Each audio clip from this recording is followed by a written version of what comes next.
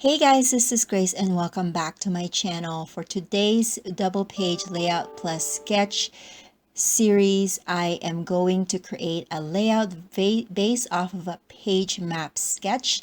And so with this one, there's really no instructions for measurements of paper. The only measurement that it will have are the photos.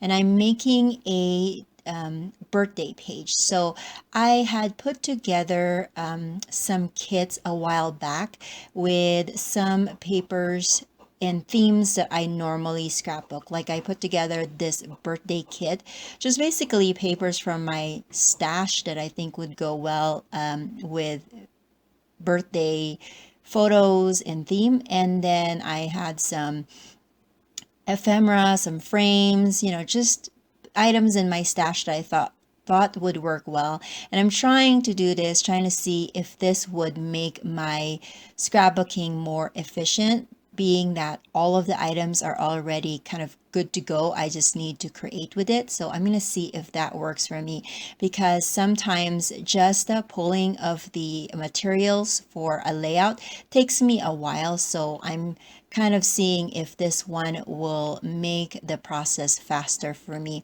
I don't know about you, but I kind of like my flow or my time for scrapbooking kind of ebbs and flows. Sometimes I have a lot of time to devote on a page or making, and then there are times where I want to create, but I don't really have a lot of time to do it. So I'm doing this kind of in my hopes that when I don't have time, a lot of time, that I can just grab and go, grab a kit and then start creating. Anyways, that's a long-winded explanation.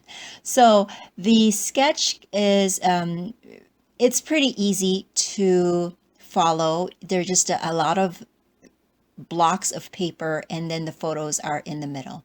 And again, this one, the sketch did not have a border. So I am going to just make it my own and create my own border all around the page with a blue cardstock, because I was really missing that in the last two layouts. And so I figured, you know what, it's my layout. Although a sketch is great, but it's almost always a springboard for something else, right? Like to make it your own. So I will be making it my own, but I'm going to do it a little bit later. I'm going to still stick to the layout as it is right now. I'm just trying to put together all of these papers that I've cut.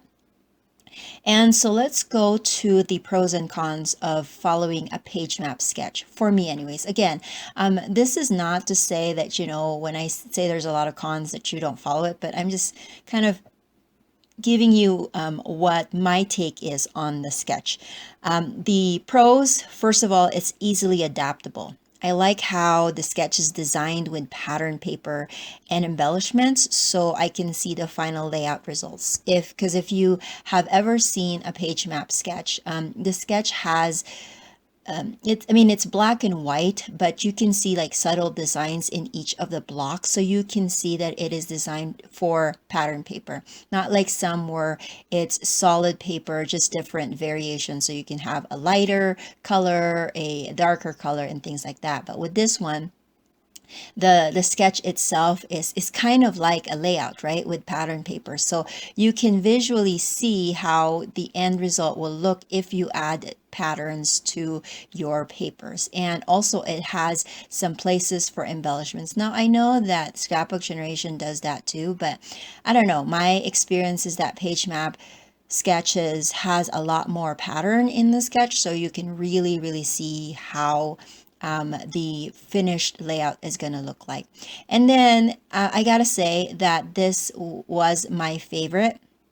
Well, at this point of creating three layouts, this is my favorite thus far, because it's just I guess I gravitate, like I like to see the end result visually before I even begin. And so having that kind of sketch that matches or is formatted to pattern paper has really helped me.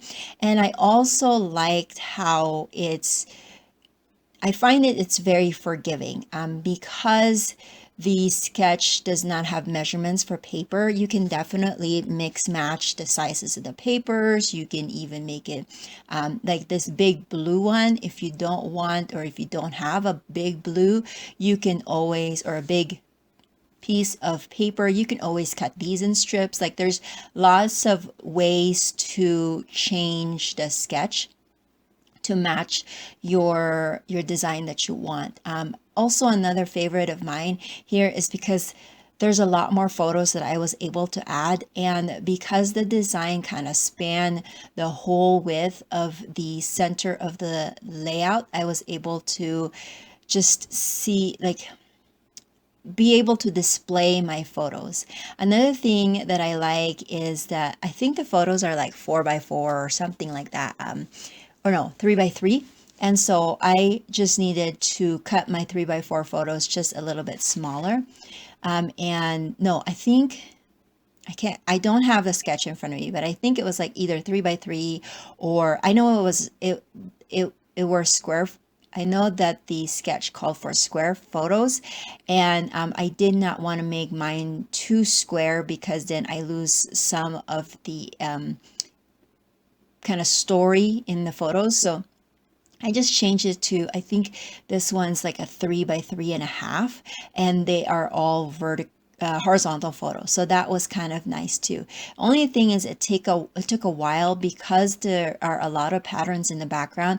I did end up matting all of my photos with some white just so that it will stand out. But I like the matting here. The matting didn't cause too much layering, or it didn't like make it too bulky. So I really, really like that one. The cons is that no paper measurements. So if you're the kind of scrapper that really just wants everything done for you and you just have to follow instructions, unfortunately, this particular sketch does not have paper measurements. So you're kind of just eyeballing it. But again, the sketch it's really easy to follow, that you can kind of gauge the width or the length of each paper just by looking at the sketch. The photo sizes are small. They tend to be small. And so if you're a scrapper that only does 4x6, you could still do 4x6 here. The only thing is that you will have less photos on your layout. So that was one thing. And then because of the dark background, I already said this, that I have to mat all of the photos, which took a little bit more time. So if you are not the kind of person that mats their photos, or you think that that takes a little bit longer than what you normally would want, so consider that, especially if you are picking papers in the background.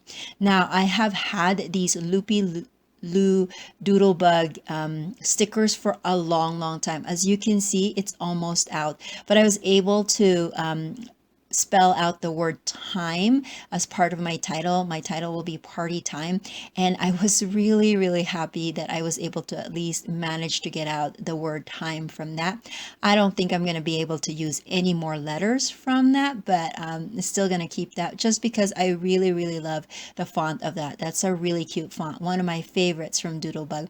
I think I have that specific Loopy Loo in brown, white, and blue, I think. So yeah, one of my favorites of all time. So now I'm pulling out these ephemera pack. I believe this one is from We Are Memory Keepers. I can't quite remember, but I had this birthday ephemera pack that I've had for a while, and this is the first time I'm using it. So I still have a lot of objects to use, or shapes and designs, and I just went to town here.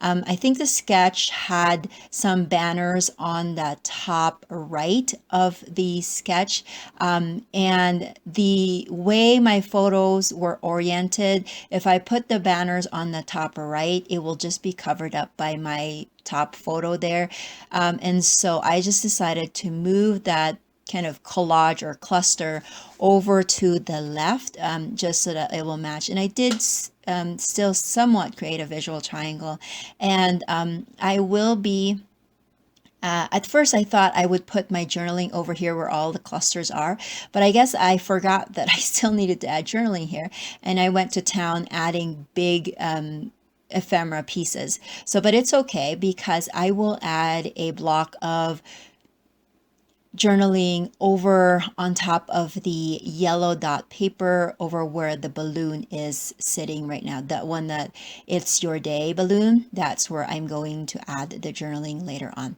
But basically, that is my layout. These photos are of my son when he had his 5th birthday. So when my son was born, I was in the thick of going to school. And so he never really had a birthday party all of his young life. And so when I graduated in 2018, that was the first year that I didn't have to worry about school. So he didn't have a birthday party until he was 5 years old, but it's all good. We always celebrate as a family anyways, but I think having a birthday party at this age was better because then he remembers it. He remembers that people came, his friends were playing with him, versus like, say first birthday where they're just a baby, they don't know what's going on, they really, it's not for them, it's for the parents, I think anyways. So this was his very first birthday party, and I took a lot of pictures that day, but this is just a set of when he opened his presents. So that is my layout for today. If you have any questions, leave it in the comment section below. There will be close-ups at the end of this video, and I will catch you guys another day. Bye.